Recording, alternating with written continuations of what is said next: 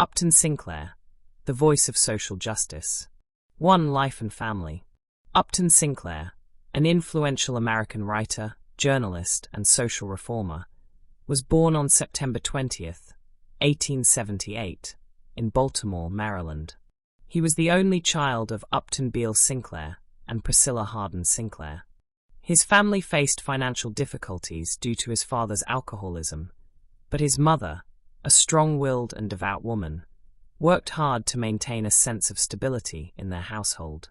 Despite these hardships, Sinclair exhibited an early passion for reading and writing, which would later shape his career. Sinclair's family moved frequently, living in various locations along the East Coast. His exposure to both poverty and wealth through relatives who were financially better off gave him a deep understanding of social inequality. This dual perspective strongly influenced his later writings, which often focused on issues of economic disparity and labor exploitation. At the age of 14, he attended City College of New York and displayed exceptional academic abilities.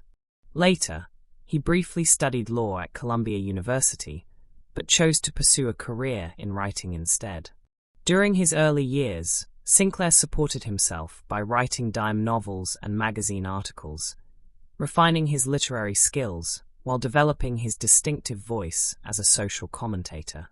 Sinclair married Meta Fuller in 1900, and they had one son, David. However, their marriage ended in divorce in 1911. He later married Mary Craig Kimbrough, who became a significant partner in his literary and activist endeavors. Sinclair remained committed to his work until his death on November 25, 1968, leaving behind a legacy of progressive thought and influential literature.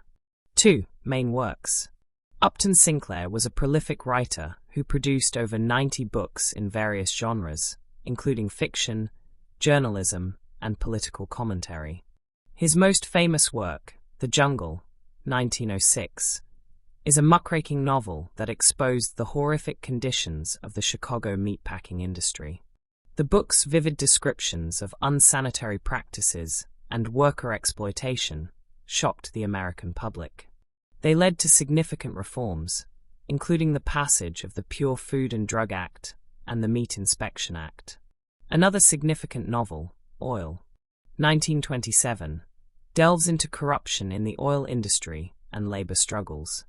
This novel was later adapted into the critically acclaimed film There Will Be Blood, 2007, which drew inspiration from Sinclair's narrative.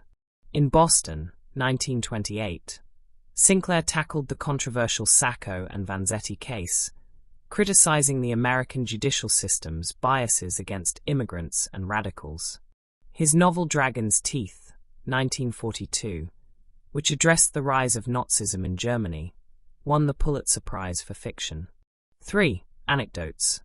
Sinclair's life was filled with fascinating anecdotes that reflect his dedication to social justice and reform. One notable incident occurred after the publication of The Jungle.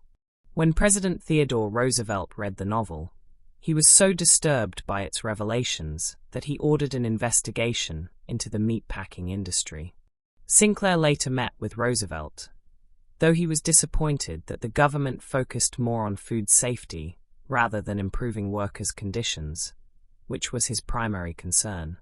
Another intriguing story involves Sinclair's 1934 gubernatorial campaign. His radical epic movement proposed socialist-leaning policies that terrified California's business elite.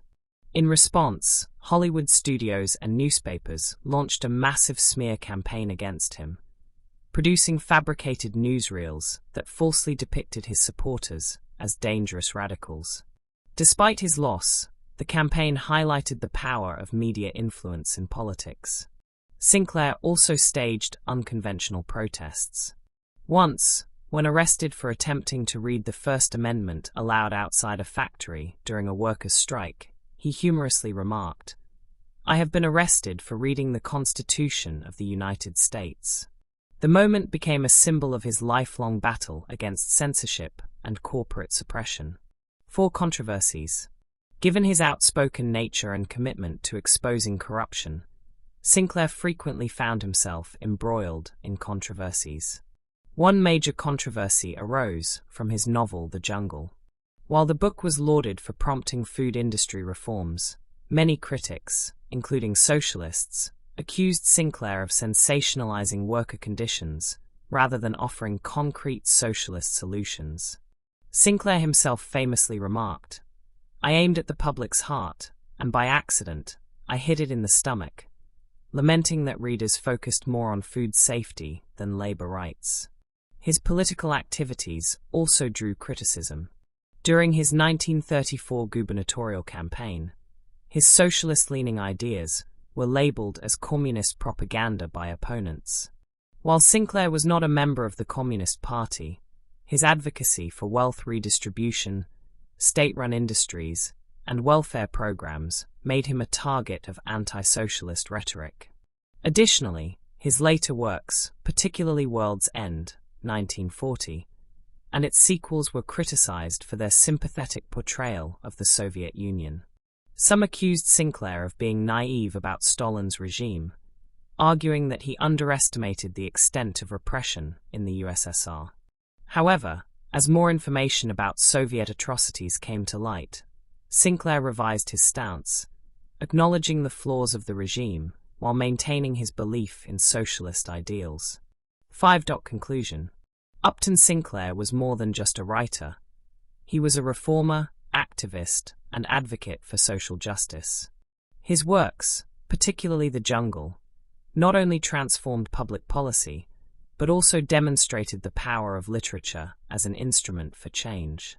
Despite facing controversies and political setbacks, Sinclair's dedication to exposing corruption and championing the rights of workers remains an enduring legacy in American history.